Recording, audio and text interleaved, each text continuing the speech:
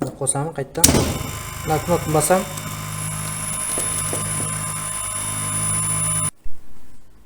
Ассаламу алейкум. Бүгін сабақта мен сіздерге асинхронды электр қозғалтқышты 3 фазылық магниттік пускатель арқылы реверс жасауды үйрететін боламын. Реверс дегеніміз не? Реверс бұл электр қозғалтқыштың роторын екі бағытқа айналдыру деген сөз. Яғни бір жаққа қарай алға немесе артқа. Бұндай схемалар жалпы қайда қолданады? Мысалы айтатын болсақ, балғы крандарын айтуға болады. Оңға, солға, жоғары, төмен көтеріп түсіруге қолданады. Немесе СТО-дағы мысалы автокөліктерін көтеру түсіру үшін де осындай схемаларды қолданып жатады. Бұл схемалар өте айтқан кезде танымал, көп қолданатын схемалардың бірі болып саналады. Реверс жасау үшін асинхронды электр қозғалтқышта бізге екі контактор қажет болады. Екі контактордың, яғни ток күшіне байланысты, бұл бізде электр қозғалтқышының электр қуатына байланысты таңдалады. Одан кейін екі контакторымызға бізге қосымша мынандай дополнительный доп контакт керек болады. Қосымша контакт деп аталады. Керек болады. Немесе мынандай түрі болады, немесе мынандай түрінде қолданса болады. Одан кейін бізге екі пуск кнопкасы болу керек және бір стоп керек болады. Немесе мынандай кнопкалармен де жинаса болады. Енді электр схемасына қарайтын болсақ, бұл бізде Q1 3 полюсті автоматты ажыратқыш, екі контактордың контактісі, және бұл типі жылу релесі асинхронды қозғалтқыш. Бұл бізде бір полюсті автоматты ажыратқыш, және кнопка стоп, жабық контакт, және кнопка пуск, екі пуск, ашық контакт. Одан кейін бізде екі қосымша контакт, яғни бұл электрлік блокировка дейді, сол жасау үшін қолданамыз. Электр және электромагниттік катушка. Бұл бізде жылу релесінің жабық контактысы екен. Менде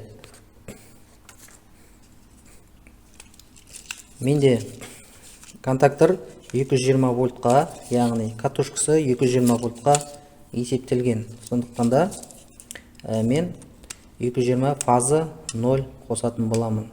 Яғни контактордың электромагниттік катушкасы менде 220 вольтқа есептелген. Егер 380 вольтқа есептелген болса, онда екі фазы бересіз. Кез келген А, Б немесе С фазын беру арқылы 380 жасай аласыз.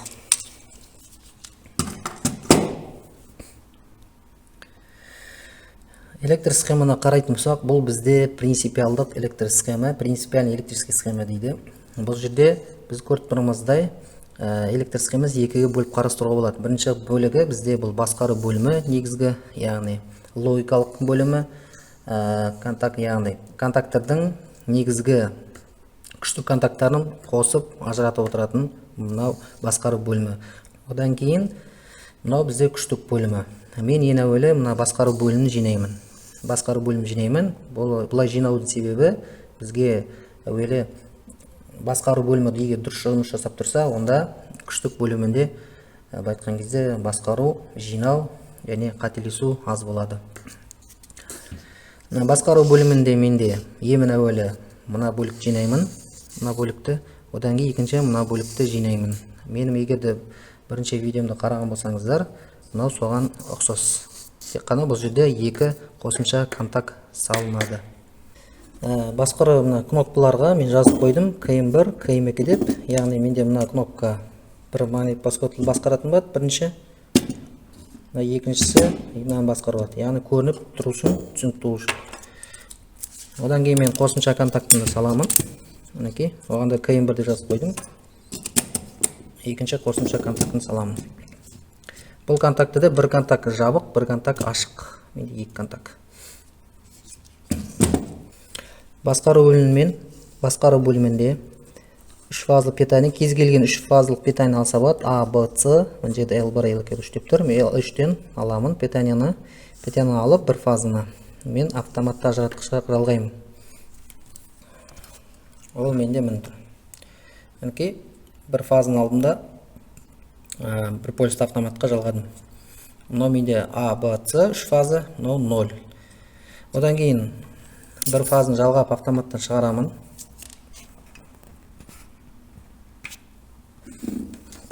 автоматтан келеді, автоматтан шыққан сымымды мен кнопка стопқа жалғаймын. Яғни стоп бізде қызыл түсті және жабық контак екен. Оны табу үшін бізге мынандай тестерін айтып керек. Мынандай лампочкасы жанып тұратын осындай да болады. Немесе мынандай дыбысты режимді қолдануға болады. Немесе мультиметрді қолдансаңыздар болады. Өткен сабақта мен жалпы көрсеткен болатын. Қалай табамыз? Кнопка стопты қызыл түсті аламын, қараймын. Тестерін отвертка аламын, жабық контактын іздеймін. Жабық контакт бізде жабық болса, менде лампочка, яғни мына отвертка лампочкасы жанып тұрады. Ал контакт ашық болатын болса, егер ашық контакт, онда өшіп қалады осылай. Тек басқан жағдайда ғана осылай жанатын болады. Ал жабық контактта керісінше басқан кезде ажырайды да жарығым өшеді екен. Осылай таба аламын. Кнопка стоптан қараймын, мінекей. Мінекей мен таптым десе болады. Мінекей. Кнопканы басамын. Басқан кезде бана айтқандай ажырайды. Яғни бұл жабық контакт екен. Мына жабық контактты қарайтын болсақ, бұл бізде ашық контакт екен. Басқан кезде жанып тұр. Яғни мен мына контактыны аламын. Бұл контактты мен автоматтан келгенде жалғаймын.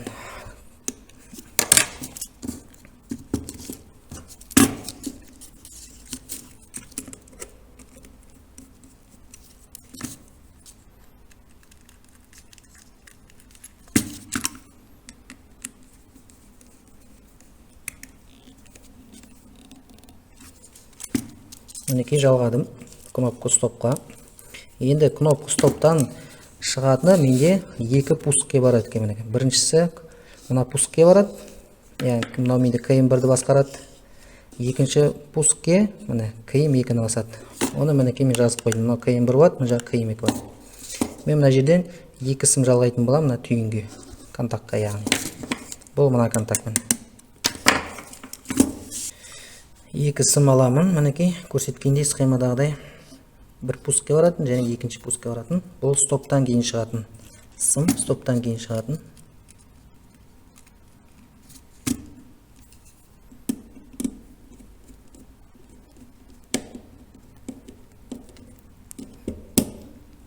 Бізге жалпы басқару бөліміне 0,75 мм квадратты сым жеткілікті болады. Себебі бұда ешқандай нагрузка, артық жүк жоқ. Тек қана бізде екі электромагниттік катушкаға қорек питание берсек болады. Тек қана сол үшін ғана.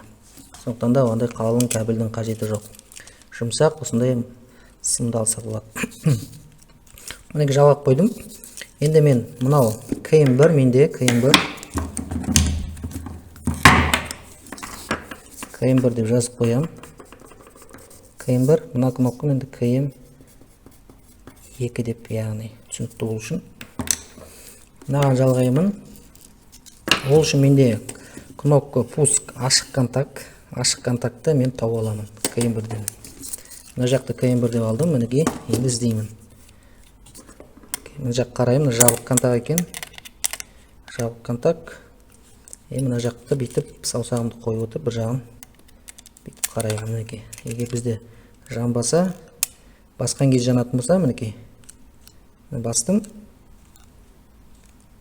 Бұл бізде ашық контакт екен, яғни басқан кезде тек қана менде лампочка жанады, мінекей, біткен кезде. Соған мінекей мына сымымды жалғаймын. Яғни екі пускке біздер айтқан кезде фаза питание беретін боламыз. Кнопка стоп арқылы өтетін болады.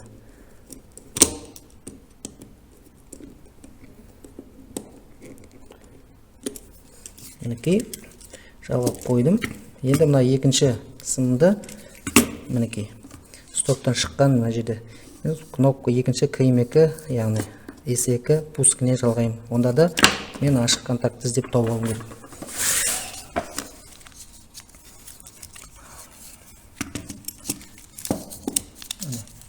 КМ2 және бір саусағымды былай ұстаймын, одан кейін мінекей осылай тексеретін боламыз.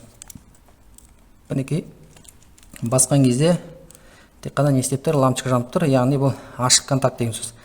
Басқан кезде тек қана барып не істейді, тиеді, сол нәтижесі мінекей лампочка жанып тұр.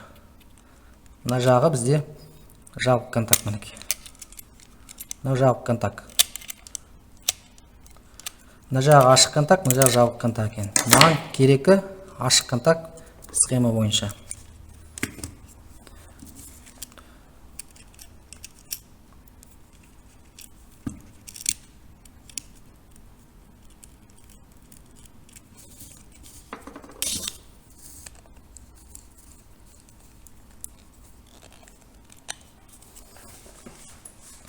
Мінекей кнопка стопқа келеді, автоматтан келді. Одан кейін міне шығып пускке барады, екі пускке барды. Енді пускіден кейін мінекей. Мына жағын мен жалғастырып түгел мына жағын жинап шығам бірінші. Өзіме яғни шатаспау үшін. Пусктен кейін, ашық контакттан кейін мен мына контактыны жинамай тұрам. Мынау бізде самоподход. Пусктан кейін мен КМ2-нің, яғни мына КМ2 дегеніміз бұл міне. Бұл жерде мән беретін жағдай, схема қараған кезде мына жазуларды мән береміз. Бұл жазулар бостан-босқа жазылып тұрған жоқ. Яғни бізге не береді? Түсінік береді. Яғни бұл контакт мына КМ2-нің жабық контакты деген сөз. КМ2 контакттардың жабық контакты деген сөз. Мен соған жалғайтын боламын мінекей. Бұл контакт бізге электрлік блокировка жасайды, яғни оны түсіндіріп жатырамын.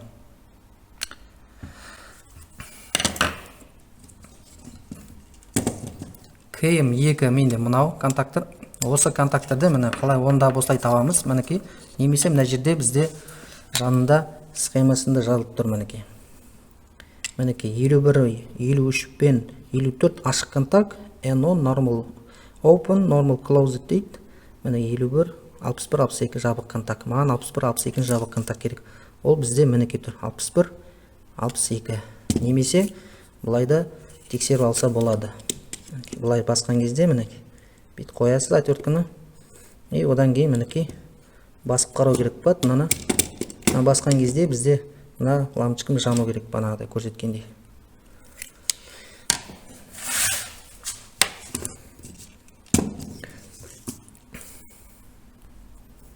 Кейінбір кнопкасына мінекей аласты жалғастырам.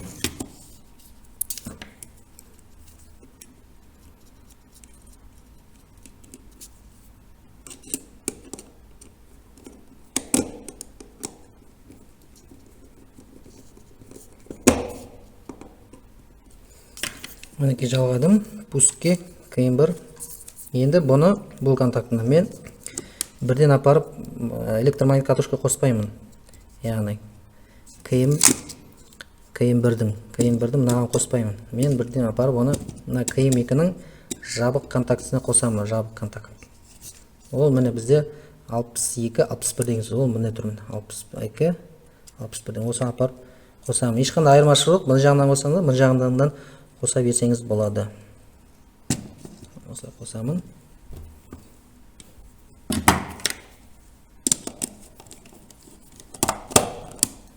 Мінекей. Енді КМ2-дікіні қостым. Енді КМ2-ден шығарып, КМ2-дің контактісін шығарып, мен КМ1-дің электромагниттік катушкасына қосатын боламын.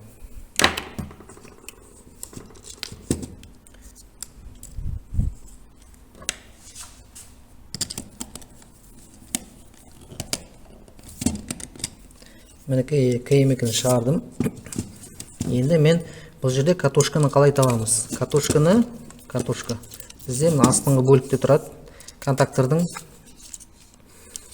мына жерде схемасы тұр, жанында сұлбасы. Схемасын қараса болады. Мінекей A1, A2 деп тұрады. Мына бізде тік төртбұрыш бізде бұл электромагнит катушканы білдіреді. Яғни соның белгісі. Ол бізде мына жақта тұр мінекей.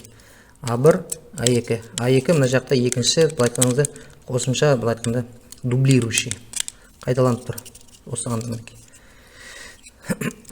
Мына жаққа A2-ні екеуін қатар бірдей фазы 0 бермейміз. Қысқа тұйықталу болады. Сондықтан да осыған мұқият боламыз. Мына жерде A1, A2-де ешқандай айырмашылық жоқ. Қайсысына да A2-ге жалғасаңыз, онда A1-ден 0 шығарасыз. A1-ге жалғасаңыз, A2-ден 0 шығарасыз. Мінекей. Ендікі шыққан контактыны А2-тен мен жалғаймын, А1-ге жалғаймын мінекей.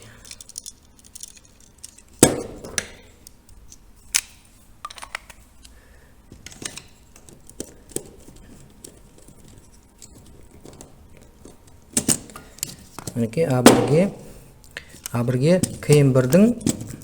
КМ1-дің А1-не жалғадым мінекей. Жалғадым. Мына жерде А2 деп тұр енді схемада, ешқандай бала айтқандай ешқандай айырмашылық жоқ. Одан кейін мына жақта А2-ден менде шығарамын да, қазір 0-ге жалғаймын. 0-ге жалғаймын. Мынау бізде тепловой реленің жылу релесінің жабық контактісі. Бұны қазір соңынан қосамын.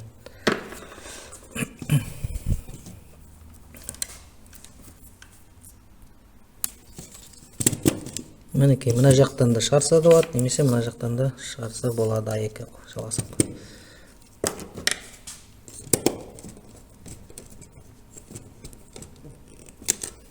Мінекей, 0 жалғап қойдым. 0-ге мен көксімді әдейі осылай көрініп тұр үшін көксімді жалғадым.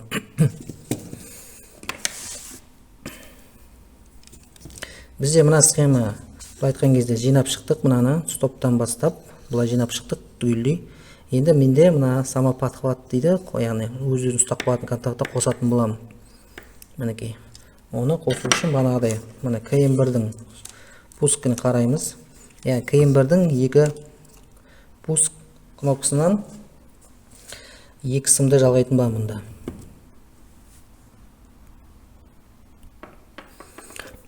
Кнопка пусктың, яғни стоп жақтан келіп тұрған жағы мынау, мінекей. Мынау стоп жақтан келіп тұр жақтан бір сымды мен жалғаймын, мінекей.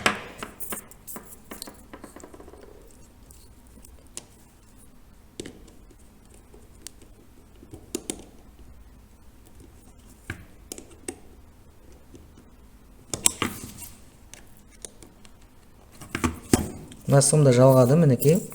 Мінекей, мына сым былай. Енді осы сымды мен қосымша контактына саламын. Мынаған салсам да болады, мынаған қосымша контактқа, блокировщик контактқа, немесе мына жақта 13-14 контактқа да салсам болады.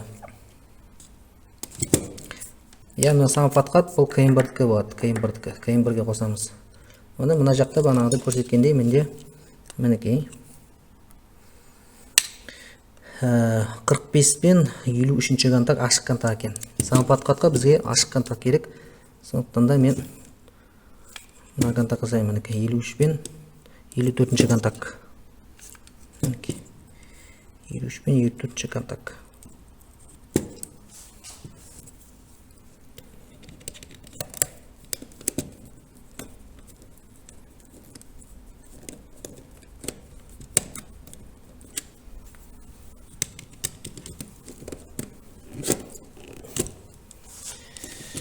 Мінекей жалғадым. Енді мына контакт екінші пусктен шығып тұрған контактқа мен мына жағына жалғаймын. Ол мынау бізде мынау. Мынау пуск КМ1-дікі.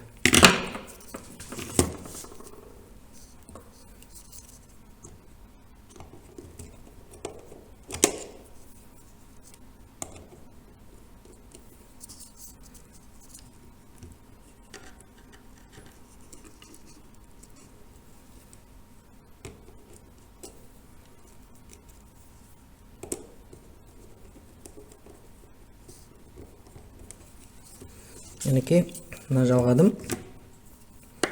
Мына жақтан. Енді мен бұны мына контактқа беремін. Мінекей, пусктен шығарып, мына контактты екінші жағына жалғадым.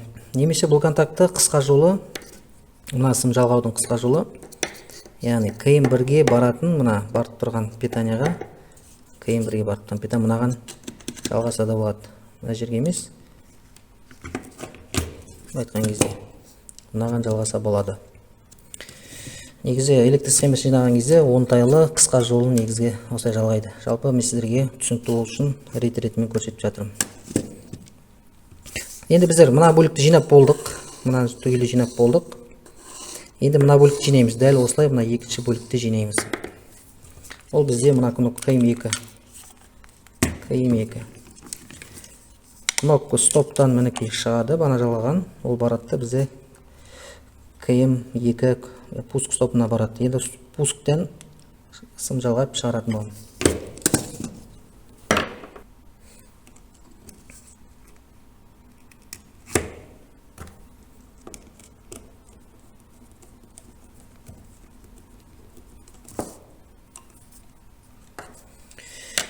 кнопкадан пусктен шығарамыз.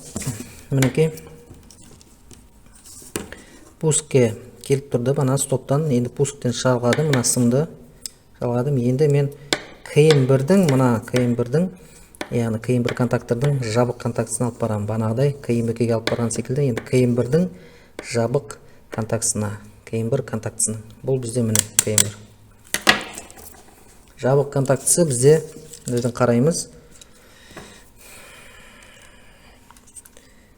61 мен 62 контакт. Ол бізде міне тұр. 61, 62. Мына жағы ашық болды, мына жағы жабық екен.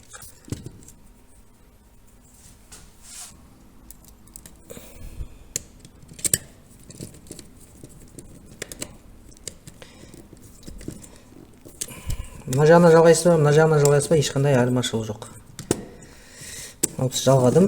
Енді бізде KM1-ден шығып, мына контакттан шығатта, бұл KM2-ның мынаның электромагнит катушкасына барады.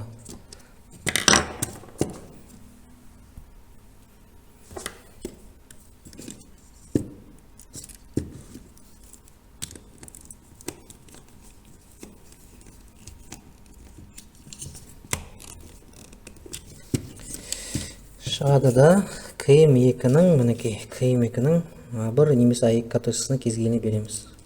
Мен A1-ге катушкасына қосамын.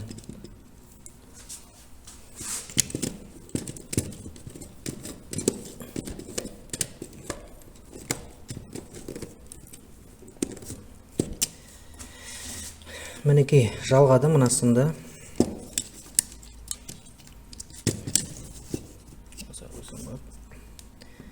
Жалғадым. Енді мына A2-ден шығарып, ол секілді 0 шығарам мінекей.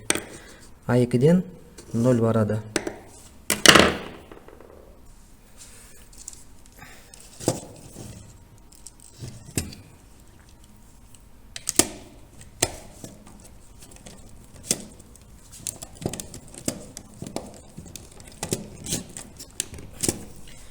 Мына A2-ден шығардым.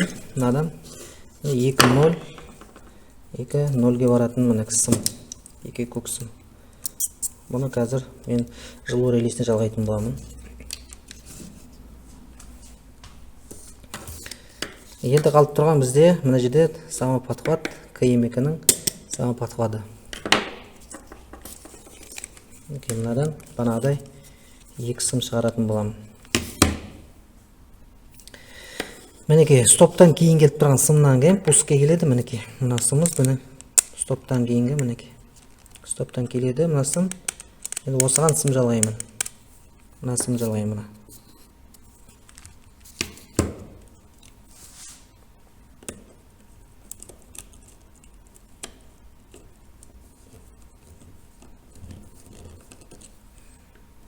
Мінекей жалғадым.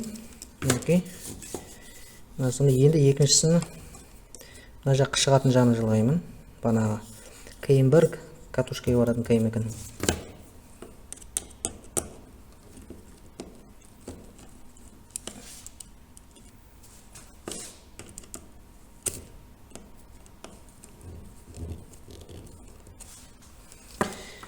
Мінекей жалғадым.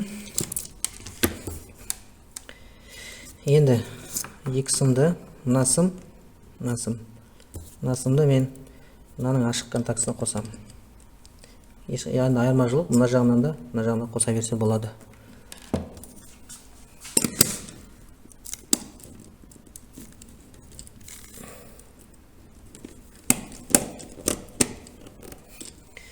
Қостым, екінші сымды пусктың. Мынаны мен мына жағына қосамын.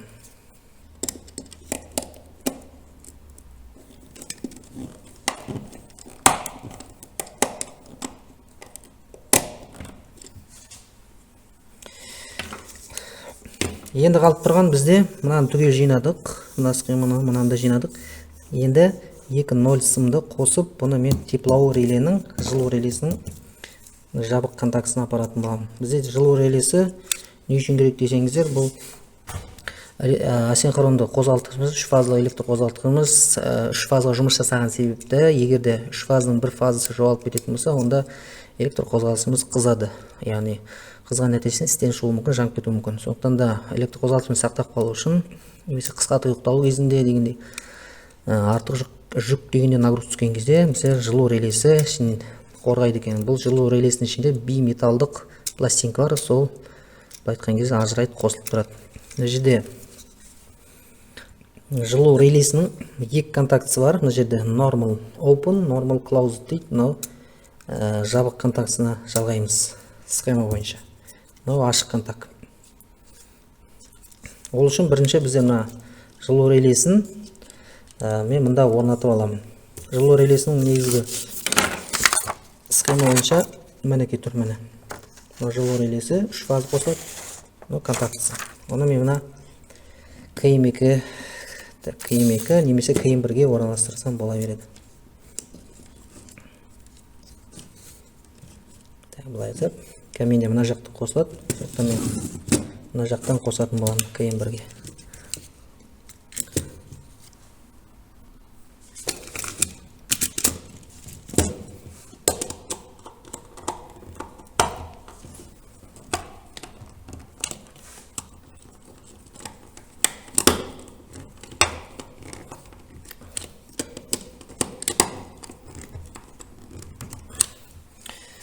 Осылай жақсылап тұрып бекітеміз. Одан кейін мінекей КМ1, КМ-наның біздер жабық контактісіне мына 2,0 сымымызды қосатын боламыз.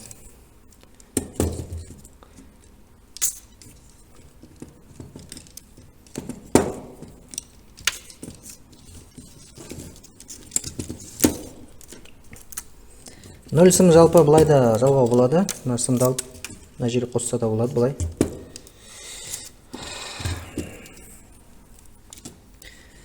Так, закрытый контактісіне қосамыз.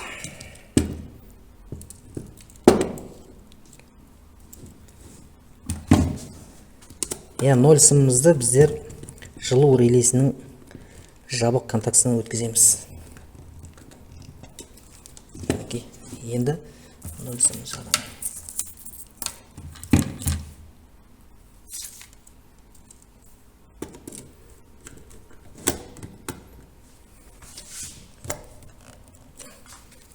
Мінекей схема бойынша 2,0 сымымызды мында жалғадық. Одан кейін жабық контактісіне өткіздік. Енді біз нөлге қосамыз. 0 менде мында тұр. Төртінші контакт.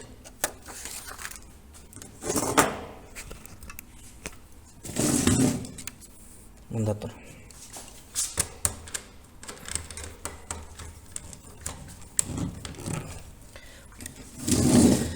Біздің схемамыз дайын болды.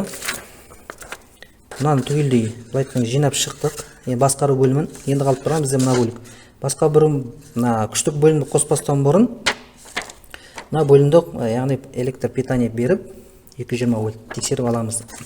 Егер де сізде мына жерде катушкасыңыз 220 емес 380 болатын болса, онда мына 0-дің орнына сіз мына кез келген екі фазының біреуін алып қосасыз. Бұл жерде айырмашылық тек қана осыда.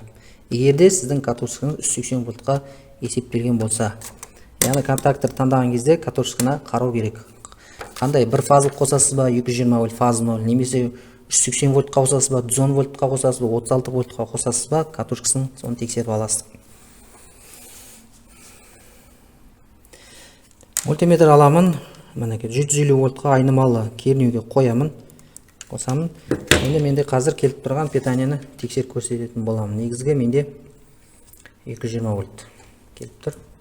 Мынау басқару бөлім автоматты қосамын, және 0 келіп тұр 3 фазымен бірге. Мінекей 235 вольт. Кез келген 3 фазы бар менде. Мінекей. Екі фазы мен 0-дің арасында потенциал 220-230 вольт береді.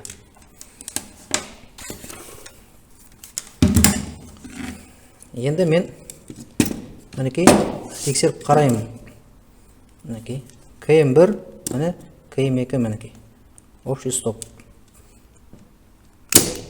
Мінекей көріп тұрғандандай мынау қосылды. Мына кнопканы басқан кезде менде мына контактор қосылмау керек. Мінекей көріп тұрсыздар ма? Бұл не себептен? Бұл банағы бізде мына контакт, мына K1-ді қостық, мына контакт, мына K1 қосылғанда, мына K1-дің контакты деп айттық қой, мына контакт бізде ашылып қалады. Сол нәтижесінде мына кнопка басқанмен бізге питание мына K2-ның магнит катушкасына питание бармай тұр, сол себепті қосылмай тұр. Ал керісінше, мынаны басқан кезде, мынаны қосу үшін бізде кнопка стопты ажырату керек, сондықтан бар.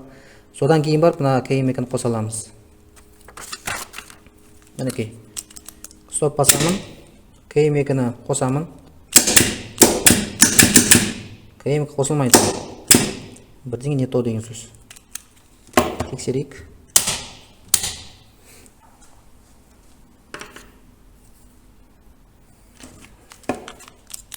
Менде қосылмайды. Так, қосадық қазір. Менде мына контакт дұрыс салынбай қалған екен, сол себептен мінекей дұрыстап салдым, қосылмай тұр екен. Мінекей K2-ні бастым. K1 қосылмайды, бана айтқандай. Осы K1 қосын, стоп басамыз. Мінекей. Енді бізде басқару бөлімі логикасы дұрыс жұмыс жасап тұр екен. Енді біздер екінші мына күштік бөлімін жинайтын боламыз. Симуляциямен көрсетемін. Автомат ажыратқышымызды қосамыз, бір полистік.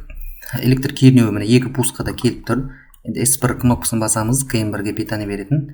Басамыз, мінекей самопат қатымызда жұмыс жасады. Самопат қат арқылы бізде электр кернеуі электр тоғы өтіп жатыр.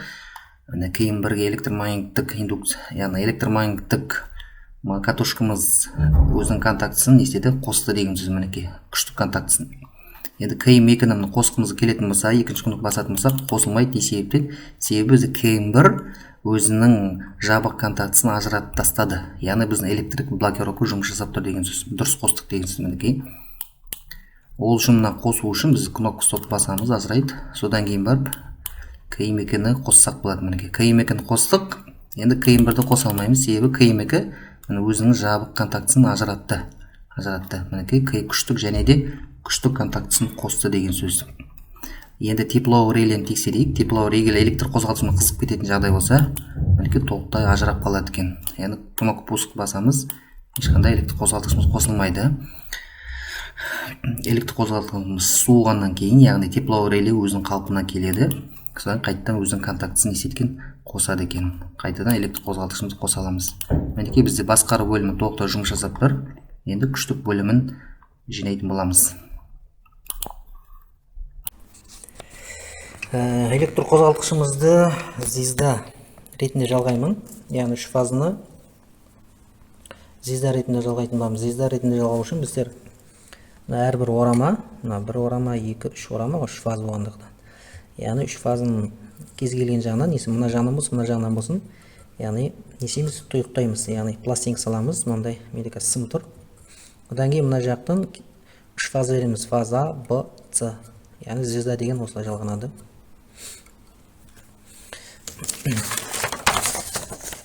Қазір автоматты ажыратқыштан үш фазына ең әуелі K1-ге береміз. Одан кейін K1-ден K2-ге былай біздер не береміз, жалғау жасаймыз, жалғау. Переметчика болады бұлай. Яғни фаза А бізде мынаған барады. Бірге, үшке, беске ол дәл осылай мына жағы дәл солай жалғанады.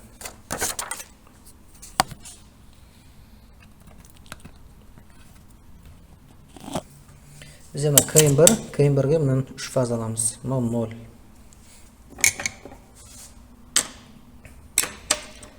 Яғни үш фаза беремін. Фаза А-ны алайық. Аламыз да жалғаймыз. Фаза А ақсым. Фаза Б-ны жалғаймыз.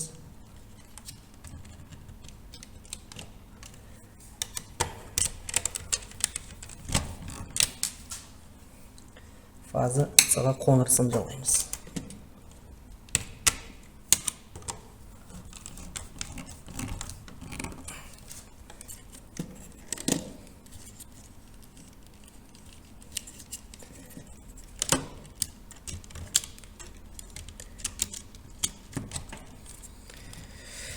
Фаза АБЦ жалғадық. Енді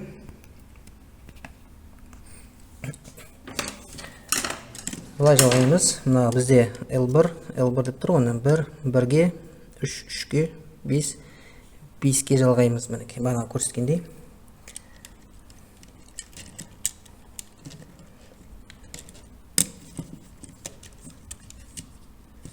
Осылай жалғаймыз.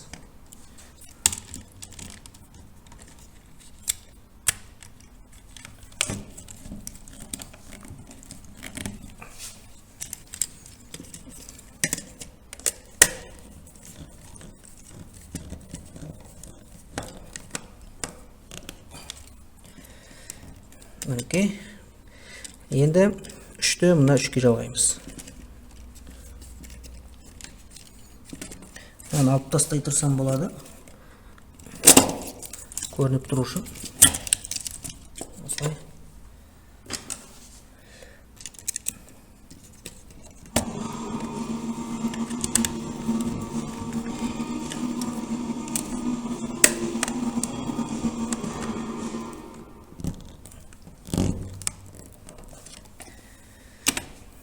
Енді фазаны 3-ге жалғаймыз.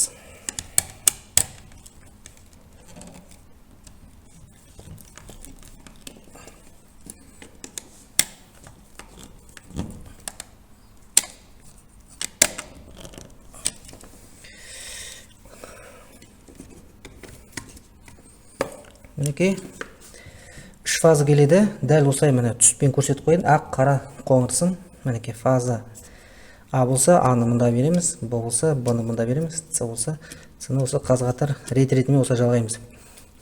Енді бізде реверс қай жерде болады? Реверс бізде, яғни мына екі контактордың біреуі бізге бір жаққа айналдыратын болса, мына екінші контактор біз екінші жаққа айналдырады. Ол үшін бізге кез келген 3 фазаның орнын ауыстыру керек. Біз мына фазамен Б мен С болса, С, Б мен Б, С мен ауысу керек екен. Сол кезде біздер электр қозғалыс кері бағытқа айналады.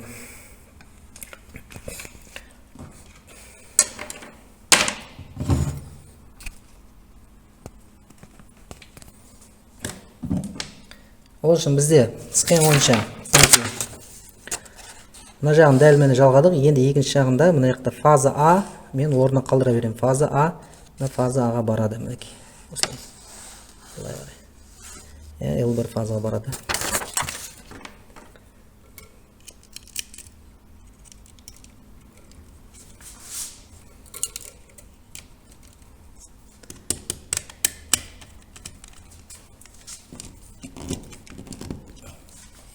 Мінекей, одан кейін бізде мінекей, енді осы жерде реверс мына жерде болады. Реверс, яғни фаза Б, яғни екінші фаза мына қара келіп тұрған. Онан мен мына жағына, екінші жағынан мына фаза С-ға жіберемін, мына қоңыр болт келіп тұрған жаққа.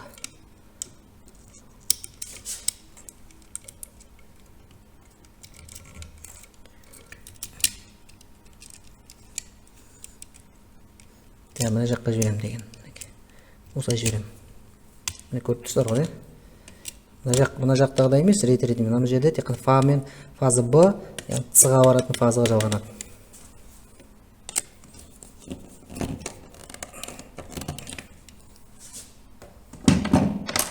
Енді фаза бізде мына жақта С, Б-ға баратын фазаға жалғанады.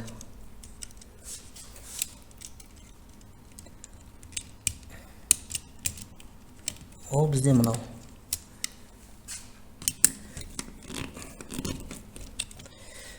Мінекей жалғап қойдым. Енді мына 3 фазаны жылу релесінен шығатын, оны мен мына электр қозғалтқышқа жалғаймын.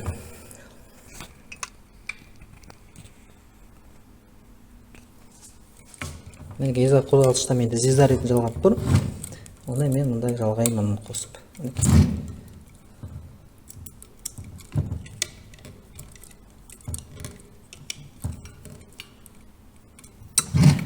Мен электр қозғалтқышым 500 ваттың шамасында қозғалтқыш, кішкентай.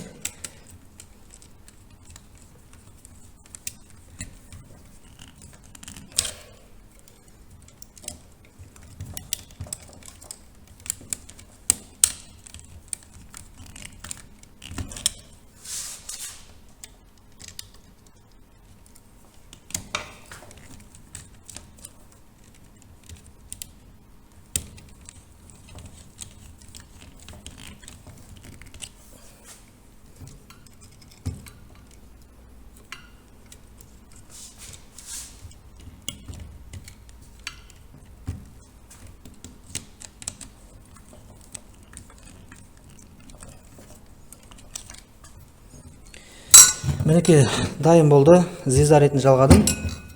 Енді қосып көрсе болады. Мінекей 3 фазалық питаниені қосамын. Одан кейін біздің қозғалтқышты қарайтын болсақ, мінекей қосамын.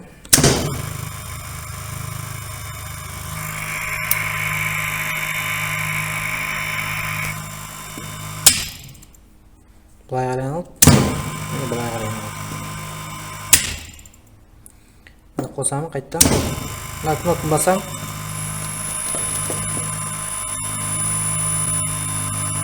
Кнопка тест басам, тепло режим. Мінекей айырып болады. Симуляцияны көрсетемін. 3 полюсті автомат ажыратқышымызды қосамыз. Нәтижесінде 3 фазымыз 2 контакторға келеді. 1 полюсті автомат ажыратқыш қосамыз. Нәтижесінде электр кернеу 2 пускада келіп тұр. Кез келген 2 пусктың біреуін басатын болсақ, S1-ді электромагниттік катушкаға қорек бару нәтижесінде бізде KM1 контактымыз жабылады. Сол нәтижесінде электр қозғалысым кері бағытқа қарай айналып тұр. Одан кейін S2 кнопкасын басатын болсақ, бізде қосылмайды. KM2 контакторымыз себебі бізде KM1 контактысы өзінің жабық контактысын ашып тастайды. Ол үшін қосу үшін кнопка стоп басамыз. S2 контактысын мінекей қостық, электромагниттік қорегі KM2-ге барды. Нәтижесінде KM2 контакторымыз қосылды, әрі электр қозғалып кері бағытқа айналып тұр. Мына жерге қарайтын болсақ, фаза А бізде сарымен келіп тұр. Мінекей өз-өзіне барады. Фаза міне Б мен С, мінекей фаза Б С-ға барады, әрі фаза С Б-ға барады. Осы жерде міне екі фазаның орын алмасуы нәтижесінде біз электр қозғалтқышымыздың бағытын өзгерте алады екенбіз. Мінекей S1-ді басатын болсақ та, S1-міз KM1-ге қосылмайды. KM2 контактор өзінің жабық контактысын ажыратып тастады мінекей. Сол нәтижесінде бізде KM1 қосылмай тұр. Стоп басуды арқылы толықтай ажыратамыз. Енді қалай 3 фазалық асинхронды электр қозғалтқышты 220 вольтқа, яғни бір фазы мен нөлге қалай қосуға болады? Яғни ол үшін маған конденсатор керек. Конденсаторды таңдаймыз. Біздер электр қозғалтқыштың бана қуатына байланысты таңдаймыз. Бұл конденсатор бізде айнымалы конденсатор, айнымалы тоғына жұмыс жасайтын. Ол үшін бана көрсеткендей мына жерде менде 3 фаза келіп тұр. Міне А, Б, С, міне 0. Мынау менде перемечка, бана басқару бөліміне баратын автоматтық бір фаза. Мына 2 фазаны алып тастаймын.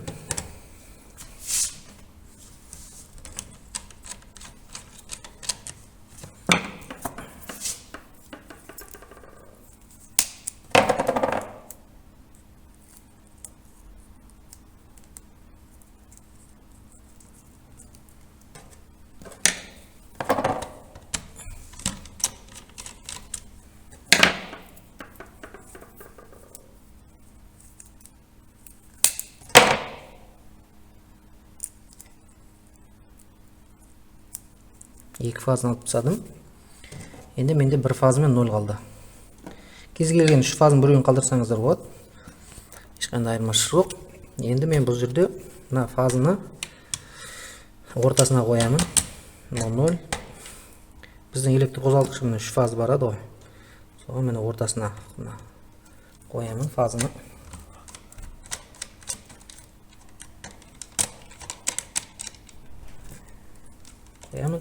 Және конденсатордың кез келген бір жағын аламын да, кез келген бір жағын аламын да, оны мен фазға беремін.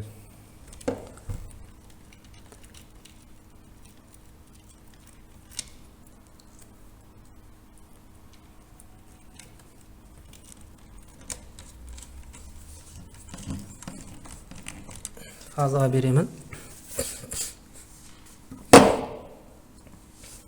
Және конденсатордың екінші жағын мен бос жатқан катушкаға, электр қозғалтқышқа баратын катушкаға жалғаймын. Электр қозғалтқышқа баратын катушкаға жалғаймын. Енді фазаны ортаға қойдым да, енді мына 0-ді мен перемечке аламын.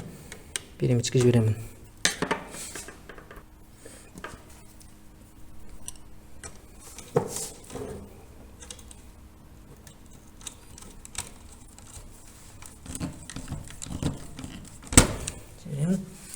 Мына 0-ді Мына 0 бізге бана катушкаға, контактордың катушкасына барып тұрған 0.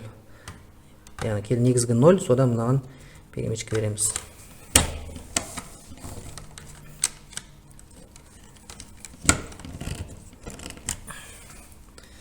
Мінекте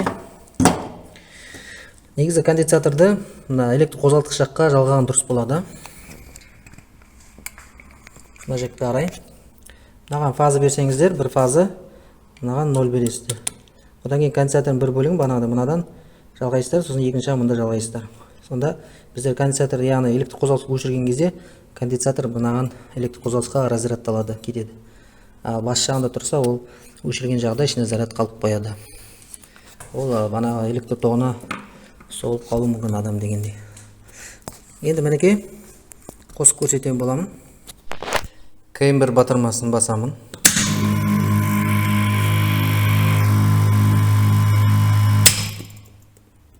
Сол жаққадан К2 батырмасын басамын.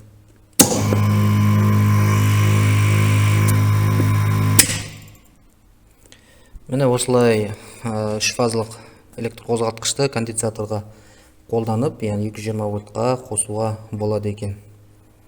Егер де видеоролик ұнап жатырса, каналға тіркеліп, лайк басып кетеміз. Сау болыңыздар.